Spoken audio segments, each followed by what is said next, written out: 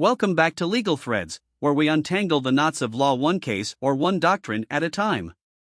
Today we're stepping back from individual cases to look at the bigger picture, the constitutional framework that shapes how lawsuits in the United States even get off the ground.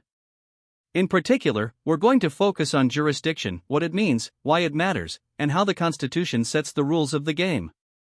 Law students often hear that civil procedure can be studied from the top down or the bottom up. Bottom up means starting with the nuts and bolts of a lawsuit, how you file it, how parties exchange information, how disputes are resolved. Top down means starting with the Constitution, the rules that set the outer boundaries of what courts are allowed to do. And here's the kicker, you need both.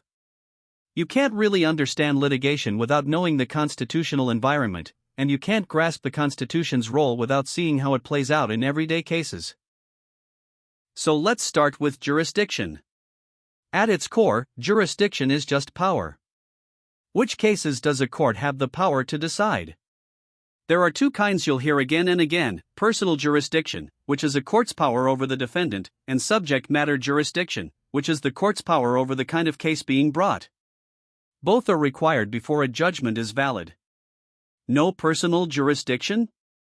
The defendant walks. No subject matter jurisdiction? The whole case collapses. Personal jurisdiction comes from the Due Process Clause of the 14th Amendment. Subject matter jurisdiction comes from Article 3 of the Constitution.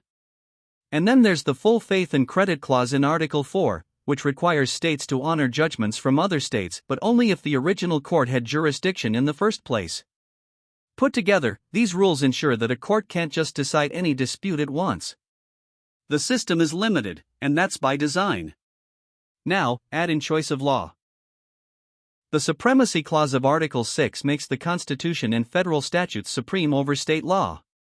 So if Congress passes a valid federal law, both state and federal courts have to follow it, even if state law points the other way.